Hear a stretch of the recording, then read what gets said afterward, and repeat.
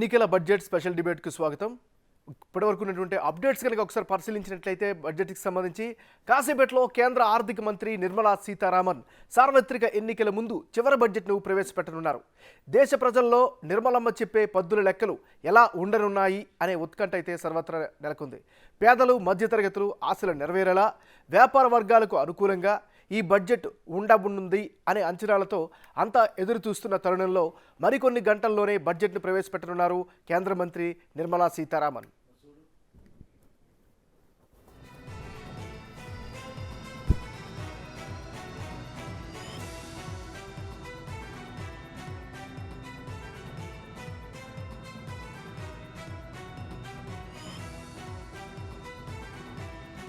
ఇవాళ రెండవ రోజు పార్లమెంటు బడ్జెట్ సమావేశాలు ప్రారంభం కానున్నాయి.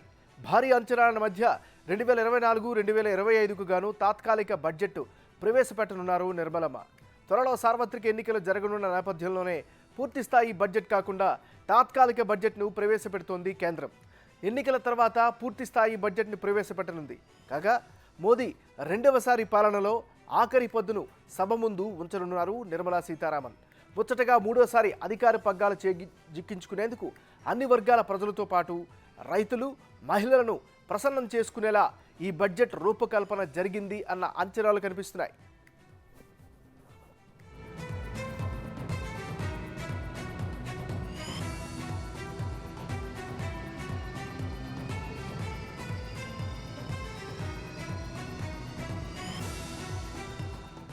మోదీ సర్కార్ ప్రవేశపెడుతున్న ఈ ఆఖరి బడ్జెట్లో ప్రధానంగా అన్నదాతలకు పెద్దపీట వేసినట్లు తెలుస్తోంది.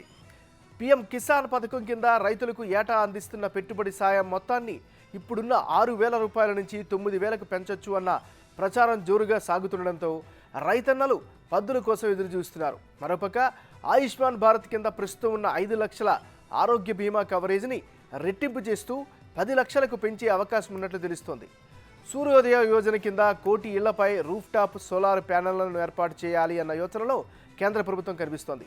ఇందుకోసం రాయితీలను పెంచే అవకాశాలున్నట్టు తెలుస్తోంది. మౌలిక వసతుల కల్పన, పర్యావరణ పరిరక్షణకు సంబంధించి ఇందులో కీలక ప్రకటన చేసే అవకాశం ఉందని కూడా సమాచారం. మరికొద్ది రోజుల్లోనే ఎన్నికలు ఉండడంతో పెట్రోల్, డీజిల్, వంట గ్యాస్ సిలిండర్ల ధరలను తగ్గించే అవకాశాలున్నాయని రాజకీయ విశ్లేషకులు చెబుతున్నారు.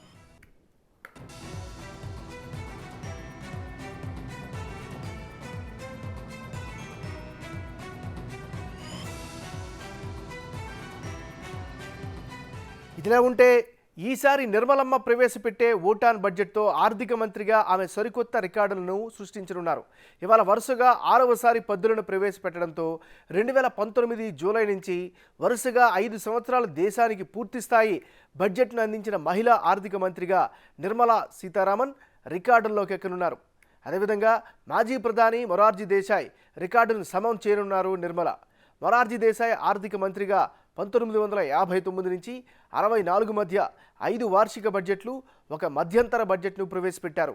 వరుసగా 5 బడ్జెట్లు సమర్పించిన ఆర్థిక మంత్రుల జాబితాలో గతంలో మన్మోహన్ సింగ్, అరుణ్ జైట్లీ, చిదంబరం, యశ్వంత్ సిన్హా ఉంటే 6వ బడ్జెట్తో కొత్త రికార్డును క్రియేట్ చేయనున్నారు నిర్మలా సీతారామన్.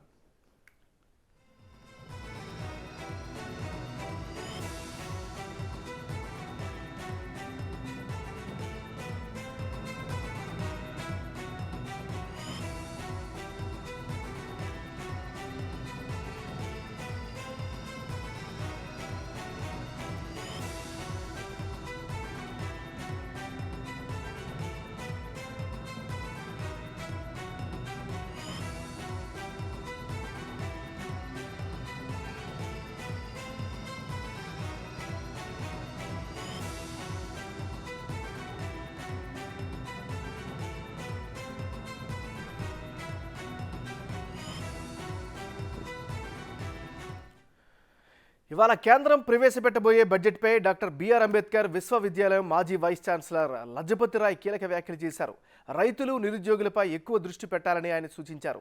ఉద్యోగ కల్పన దిశగా కేటాయింపులు ఉండాలని ఆయన సూచించారు.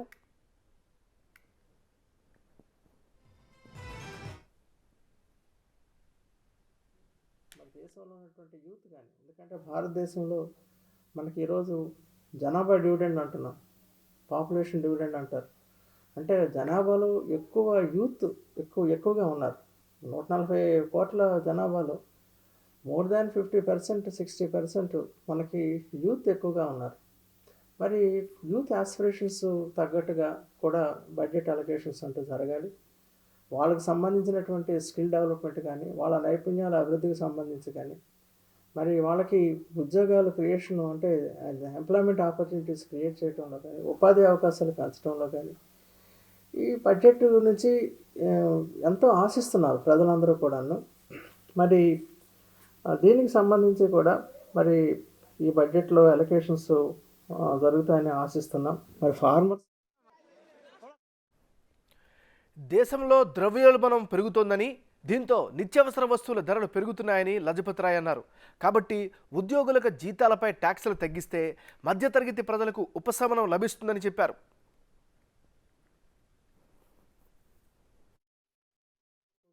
శాలరీడ్ పీపుల్ ఉన్నారు, అంటే ఉద్యోగస్తులు కూడాను. వీళ్ళకి ప్రధానమైన సమస్య ఏంటంటే ఇన్కమ్ ట్యాక్స్కి సంబంధించినంత వరకు ఎగ్జామ్షన్స్, అలాగే కొంత వెసులుబాటు ఇంకా ఏవైనా కల్పిస్తారా అని ప్రజలందరూ కూడా ఎదురు చూస్తూ ఉన్నారు. ఈ ఉద్యోగ వర్గాలన్నీ కూడా ఎదురు చూస్తూ ఉన్నాయి. ఇన్కమ్ ట్యాక్స్ బెనిఫిట్స్ కానీ అంటే అంత లాస్ట్ ఇయర్ బడ్జెట్లో కూడా కొంత స్టాండర్డ్ డిడక్షన్స్లో కొంత వెసులుబాటు కల్పించారు. మరి ఈసారి కూడా ఇంకా మరి కొంత వెసులుబాటు కల్పిస్తే, ఎందుకంటే ఇప్పటికే శాలరీ ప్రజలందరూ కూడా దేశంలో మరి పెరుగుతున్నటువంటి ద్రవ్యోల్బణము, ఇన్ఫ్లేషన్, ధరల పెరుగుదల వలన, అనేక కారణాల వలన దేశంలో ధరలు పెరిగిపోవడం, మరి వాళ్ళ కొనుగోలు శక్తి తగ్గిపోయినటువంటి పరిస్థితుల్లో దీని గురించి కొంత ఉపశమనం కలిగించాలి అంటే కేంద్ర ప్రభుత్వం తప్పనిసరి శాలరీడ్ గ్రూప్ ఎవరైతే ఉన్నారో వీళ్ళకి ఉపశమన చర్యలు కొన్ని చేపడితే బాగుంటుంది అనేటటువంటిది ప్రజలందరూ కూడా ఆకాంక్షిస్తూ ఉన్నారు. దేశ అభివృద్ధిలో ఎంఎస్ఎంఈలు చాలా కీలకమని లజపతి రాయ్ తెలిపారు. కాబట్టి ఎంఎస్ఎంఈ కల్పనకు కేంద్రం కృషి చేయాలని చెప్పారు. చిన్న తరహా కంపెనీల స్థాపనలకు లోన్లు లభించే విధంగా నిబంధనలను ప్రకటించాలని కోరారు. Medium and small scale enterprises, MSME industries ఉన్నాయి. వీటికి సంబంధించి కూడా వీటికి లోన్ యాక్సెసిబిలిటీ కూడా వీలైనంత వరకు ప్రభుత్వము ఈ ఇండస్ట్రీకి సంబంధించి మరి లిబరల్ లెండింగ్ విధానం ద్వారా వీటికి క్యాపిటల్ పెట్టుబడిని కల్పించి మరి అభివృద్ధి చెందిస్తే బాగుంటుంది అనేటటువంటిది మరి అంటే ప్రజలు కూడా ఎక్కువగా ఆశిస్తూ ఉన్నారు. ఈ ఎంఎస్ఎంఈస్ వల్ల ఏంటంటే ప్రభుత్వానికి 2 birds at 1 shot అవకాశం ఉంటుంది.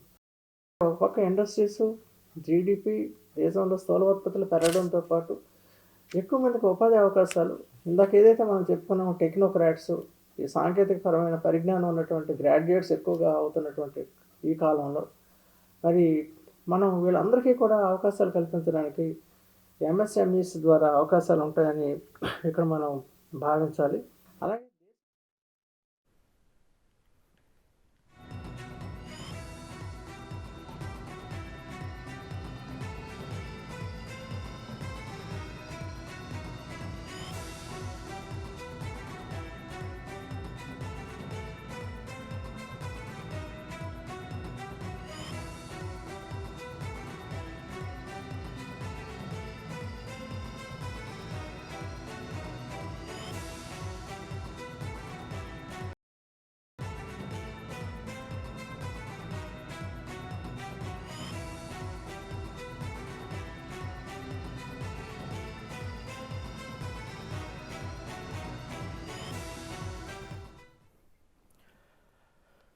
రైట్, ఈరోజు ఎన్నికల బడ్జెట్కి సంబంధించి ఒక రకంగా ఎన్నికల బడ్జెట్ అనుకోవచ్చు. మరి దీనికి సంబంధించి ఎలాంటి అవకాశాలు ఉన్నాయి, దీనికి సంబంధించినటువంటి పూర్తి స్థాయి డిస్కషన్లోకి వెళ్దాం. ఇవాళ చర్చలో పాల్గొనే డాక్టర్ పుల్లారావు గారు, విశ్లేషకులు, ఆయన మనతో పాటు లైవ్లో సిద్ధంగా ఉన్నారు. పుల్లారావు గారు నమస్కారం అండి. నమస్కారం అండి. ఎంఎన్ఆర్ సార్, ఈరోజు బడ్జెట్ మీద ఆల్మోస్ట్ ఆల్ చాలామంది ఆసక్తిగా ఎదురు చూస్తున్నారు. సో ఈ బడ్జెట్ ఎలా ఉండే అవకాశం ఉంది? ఫస్ట్ ఆఫ్ ఆల్ ఇది ఓట్ ఆన్ అకౌంట్, అంటే పూర్తి బడ్జెట్ ఉండదు. ఆమె 2 గంటలు మాట్లాడతారు, ఈవేళ అంత మాట్లాడరే ఉన్నా 1 గంట మాట్లాడతారేమో. అది కూడా ఏంటంటే ఎలక్షన్ బడ్జెట్ అని హడావిడి చేశారు కాబట్టి ఏదో ఒకటి అనౌన్స్ చేయకపోతే మళ్ళీ వాళ్ళు తిడతారు ఏం లేదు బడ్జెట్లో అని కనుక ఏదో రైతులకో లేకపోతే ఇన్కమ్ ట్యాక్స్కో ఏదో ఒకటి మాత్రం చేయటం తప్పదు. ఎందుకంటే ఈవేళ సాయంకాలం మధ్యాహ్నం 2 గంటల నుంచి బడ్జెట్ ఏం లేదు అని అల్లరి చేస్తారు కాబట్టి తప్పకుండా ఈ ఫ్రీబీలే మనం ఎదురు చూడవచ్చు. ఫ్రీబీలే ఎక్కువ ఉంటాయి. కొద్దిగా అనౌన్స్ చేస్తారు ప్రతి విషయంలో కొద్దిగా పెంచటం చేయటం చేశారని చెప్తారు. అది మాత్రం తప్పదు అనుకుంటున్నా. అలాంటి సుడిలో పడిపోయారు గవర్నమెంట్ రాజకీయ నాయకులు. ఏదో ఒకటి అనౌన్స్ చేస్తా ఉండకపోతే ఫెయిల్ అంటారు. కాబట్టి రైతులకు అనుకోండి, ఆడవాళ్ళకి అనుకోండి, ఏదో గ్యాస్ కనెక్షన్లు అనుకోండి, పెట్రోల్ ధరలు అనుకోండి, డీజిల్ ధరలు అనుకోండి, అని కొద్దిగా తగ్గిస్తారు, కొన్ని విషయాల్లో పెంచుతారు. తప్పకుండా అది ఎదుర్చోడు. కానీ ఇది ఫుల్ స్కేల్ బడ్జెట్ కాదు. తర్వాత ఆమెకు మళ్ళీ ఒక రికార్డ్ కూడా బ్రేక్ చేశారు. ఎవరో ఆమె ఫైనాన్స్ మినిస్టర్ అవుతారని అనుకోని వ్యక్తి ఫైనాన్స్ మినిస్టర్ గారు. మొరాజీ దేశాయ్ ఎన్నిసార్లు బడ్జెట్ ప్రజెంట్ చేశారు, ఇవి కూడా రికార్డుకు వచ్చేసారు. ఆ రికార్డ్ ఇవి ఆల్రెడీ మార్క్ వచ్చేసింది. Finance minister of India longest time ఎవరు చేశారంటే నిర్మలా సీతారామన్. ఓకే, మనతో పాటు డిబేట్లో పాల్గొనడానికి పైడి రాకేష్ రెడ్డి గారు, బీజేపీకి సంబంధించిన ఎమ్మెల్యే, అదేవిధంగా దత్తాత్రేయ గారు, టీఆర్ఎస్ నేత, మరోవైపు ప్రసాద్ గారు అనలిస్ట్ గారు, వీరందరూ కూడా జాయిన్ అయ్యారు. అందరికీ కూడా స్వాగతం పలుకుతూ రాకేష్ రెడ్డి గారి దగ్గరికి వెళ్తాం. రాకేష్ రెడ్డి గారు, ఈ ఓటార్ బడ్జెట్కి సంబంధించి మీరు ఏం చెప్పాలనుకుంటున్నారు? ఎలాంటి మార్పులు చేర్పులు కావచ్చు, లేకపోతే ఎలాంటి ప్రకటనలు? ఒకటండి, మొత్తానికి ఈ చర్చలో పాల్గొంటున్న అందరికీ నా యొక్క నమస్కారాలు. ఈరోజు ఈ బడ్జెట్ అనేది భారతదేశం భద్రతగా ఉండడానికి మొదలు ప్రాధాన్యత ఇస్తాం. భారతదేశం భద్రతగా ఉంటేనే ఇవన్నీ ఇప్పుడు మనం అనుకున్న నిరుద్యోగులు కావచ్చు, ఇవన్నీ కావచ్చు. మాకు తర్వాత మహిళలకు కావాల్సిన పథకాలు, నిరుద్యోగులు, రైతులు, ఈ 4 రంగాలు ముఖ్యంగా యువత దృష్టిలో పెట్టుకొని ఇప్పుడు మిత్రులు అన్నట్లు ఫస్ట్ రక్షణ పరంగా కావచ్చు, దేశంలో ఈ యువత గురించి ఉద్యోగాల సృష్టి కావచ్చు, విదేశీ ఎగుమతులు కావచ్చు, మహిళలకు స్వలంబన కావచ్చు, మధ్యతరగతి వర్గాలకు వందే భారత్ లాంటి ట్రైన్లు, ఇంకా ఇట్లాంటి సౌకర్యాలు కావచ్చు. ఎప్పుడో 100 సంవత్సరాల క్రితం బ్రిటిష్లో లండన్లో ఉన్న ట్రైన్లు ఈరోజు 75 సంవత్సరాల కాంగ్రెస్ పాలనలో మనం ఊహించలేము. 60 సంవత్సరాల కాంగ్రెస్ పాలనలో అవన్నీ ఈరోజు మేము సాధ్యం చేసినాం. ఈ బడ్జెట్ ఒకటి ఇప్పుడు మన పుల్లారావు గారు అంటూ చిన్న జర్నలిస్టు, నిజమే ఓటానా అకౌంట్ అనేది కొద్దిగా తొందరలో ఉంటుంది, కొన్ని రోజులకి. కాబట్టి అన్ని రంగాలను దృష్టిలో పెట్టుకుంటున్నాము. అన్ని రంగాలను దృష్టిలో పెట్టుకుని ప్రజలు ఊహించిన దానికన్నా 100 రెట్లు మెరుగుండేట్లు ప్రభుత్వము ఆ బడ్జెట్ ప్రవేశపెడుతుంది. రైట్, దత్తాత్రేయ గారి దగ్గరికి వెళ్దాం. టీఆర్ఎస్కి సంబంధించిన నాయకులు సార్ చెప్పండి. బీజేపీ వాళ్ళు రాకేష్ రెడ్డి గారు అయితే చెప్తున్నారు అందరు మన్నలను పొందేలాగానే ఉంటుందని చెప్తున్నారు. మీ ఆశలు ఎలా ఉన్నాయి? మీ ఎక్స్పెక్టేషన్స్ ఏంటి? మీరు ఏం కోరుకుంటున్నారు? దేశ ప్రజలు ఈ మోడీ ప్రభుత్వంపై ఎన్నో ఆశలు పెట్టుకున్నారు. కానీ ప్రతి ఆశను కూడా ప్రజలు ఎప్పుడు ఊహించిన ప్రతిసారి, ప్రజలు ఎక్స్పెక్ట్ చేసిన ప్రతిసారి ఈ ప్రభుత్వం ప్రజలను మోసం చేస్తూనే వచ్చింది.